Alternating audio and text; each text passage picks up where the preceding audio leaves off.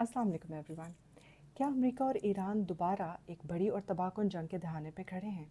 Straight of Hormuz में कशीदगी अपने अरूज पे पहुंच चुकी है। अमेरिका ने ईरान के अंदर घुसकर बम्बारमेंट शुरू कर दी है। तेल की कीमतें आसमान से बातें कर रही हैं और ऐसा लगता है कि पिछले तमाम मुआहदे रद्दी की टोकरी में फेंक दिए गए हैं। लेकिन इस सब के पीछे असल कहानी क्या है और डोनाल्ड ट्रंप आखिर ये सब कुछ इस वक्त क्यों कर रहे हैं? आइए जानते हैं। सूरत हाल इस वक्त इंतहाई कशीदा है। अमेरिका ने जनूबी ईरान में हमलों की एक नई लहर जैसे फ्रेश वेव ऑफ अटैक्स शुरू कर दिए हैं। इसमें बंदर अब्बास है, किशम आइलैंड है, चाबहार, सेरी, जास्क और यहाँ तक कि ईरान का जो मरकज़ी हैवी वाटर फैसिलिटी है वो भी इस वक्त अटैक की जद में है। इसी तरह सिस्तान बलूचिस्तान के इलाकों को भी निशाना बनाया गया है। जो अमरीकी सेंटकॉम के कमांडर हैं उनका सीधा सीधा मौक़िफ़ ये है कि ये हमले ईरानी पासदाराने इनकलाब यानी IRGC की जानिब से कमर्शियल शिपिंग पर होने वाले हमलों का जवाब है।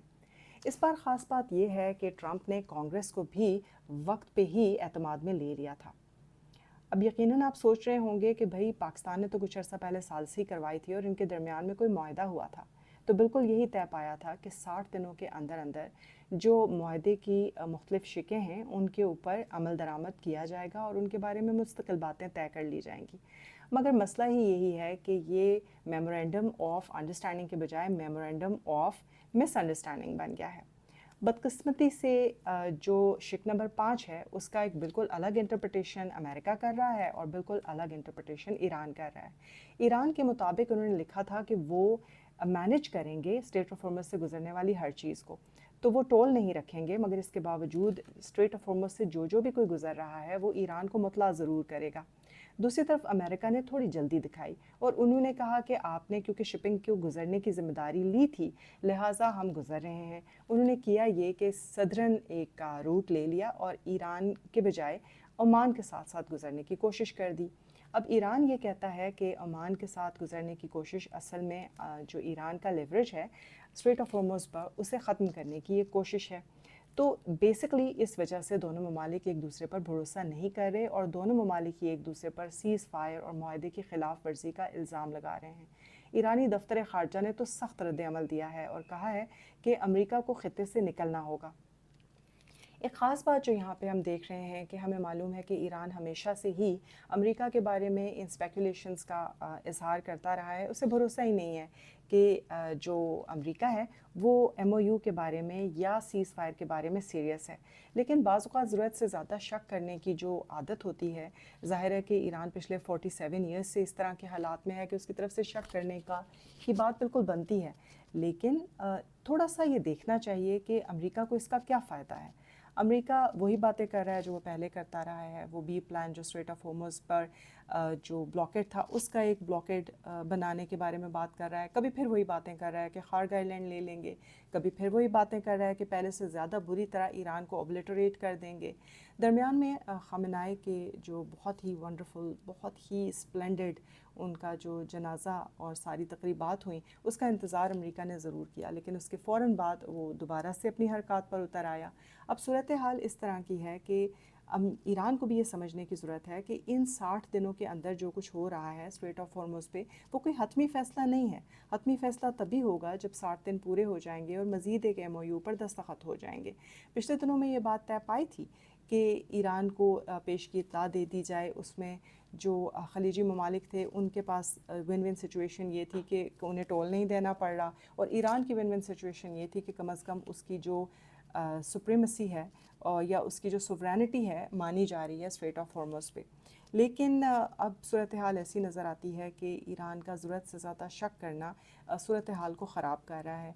लिहाजा ईरान ने अमेरिका पर हमला कर दिया क्योंकि अमेरिका ओमान की तरफ से अपने जहाज़ कमर्शियल जहाज़ गुजारने की कोशिश कर रहा था और उसने ये बात ईरान के इल्म में नहीं लाई थी।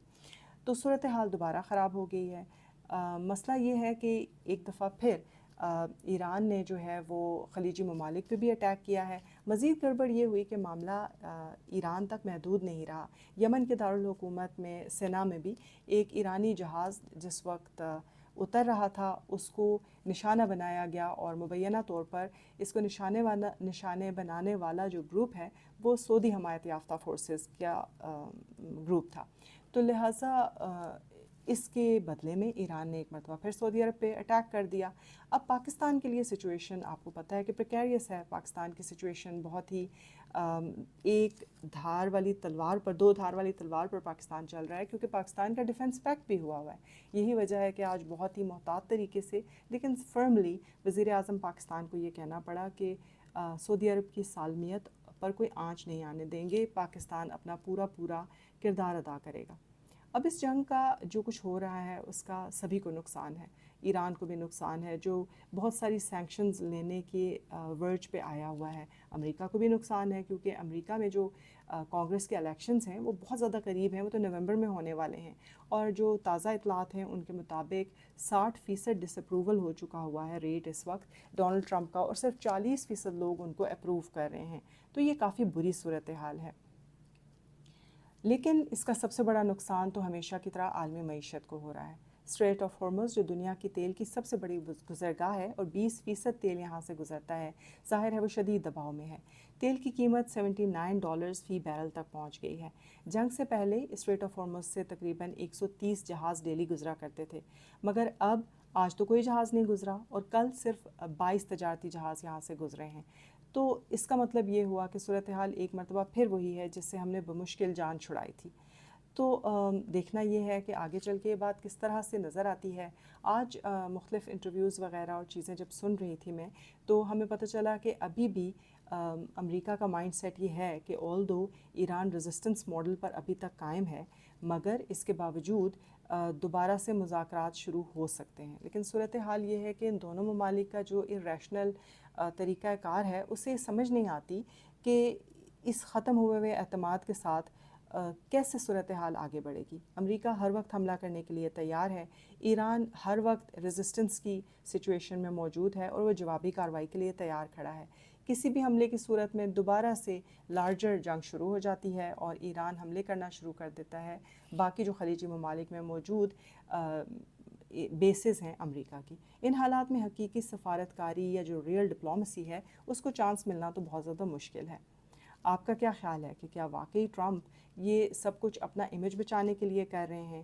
انہیں اس بات کی کوئی پرواہ ہے بھی یا نہیں؟ اور اگر ٹرمپ کے پاس کوئی اور قابل عمل حل ہوتا تو کیا وہ اب تک اسے اپنی کچھار میں ڈالے رکھتے؟